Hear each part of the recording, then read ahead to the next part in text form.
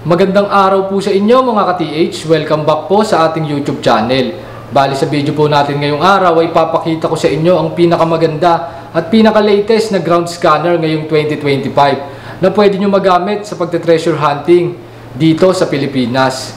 Kaya samahan nyo po ako mga ka-TH para sa video natin ngayong araw.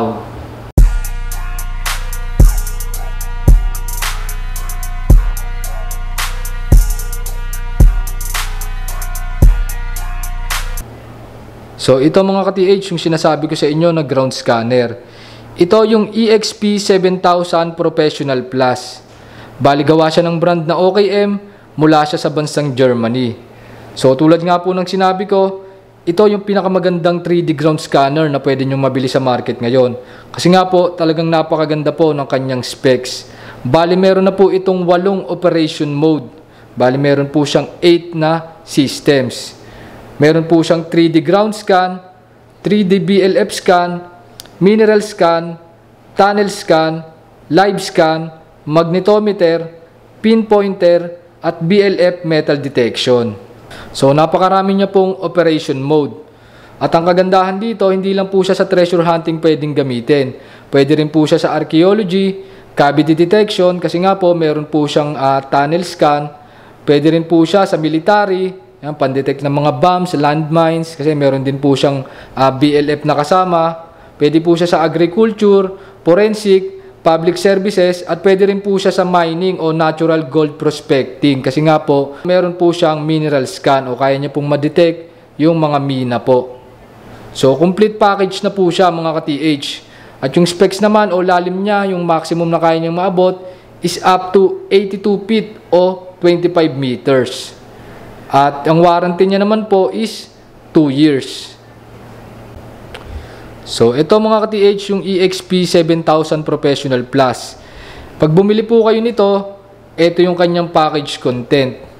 So ayan, meron po siyang iba't ibang sensor. So adjustable po yan mga ka-TH.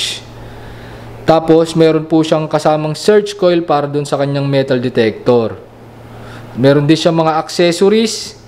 Meron siyang system box na may kasamang monitor. At meron din siyang kasamang laptop. Dito po sa laptop, dito natin i-install yung kanyang application. At dito natin titingnan yung kanyang scan result, yung mga 3D imaging niya. Tapos yan, meron siyang kasamang mga open ear headphones.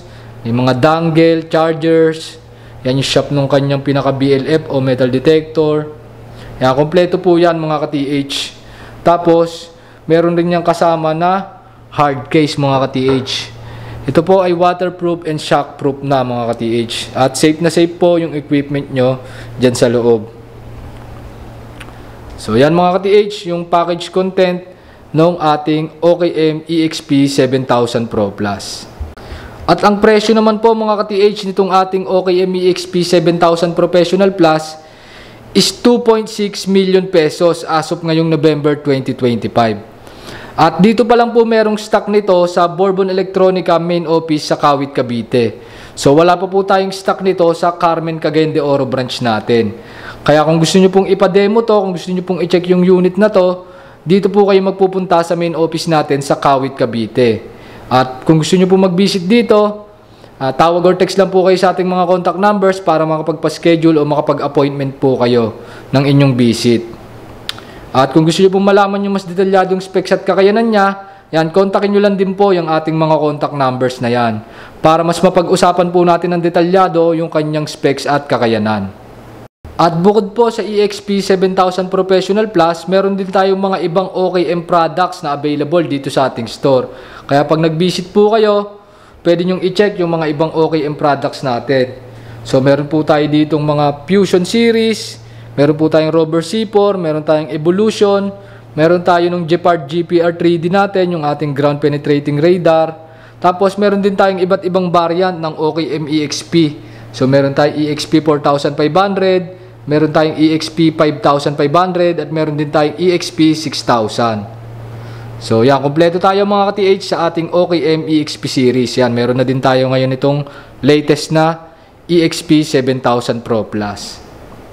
So yan mga ka-TH, kung gusto nyo ipa-demo, kung gusto nyo testing itong equipment na to, tawag or text lang kayo sa ating mga contact numbers. So yun mga ka-TH, bali hanggang dito na lang po para sa video natin ngayong araw. See you sa mga susunod nating video and happy hunting sa ating lahat and God bless mga ka-TH.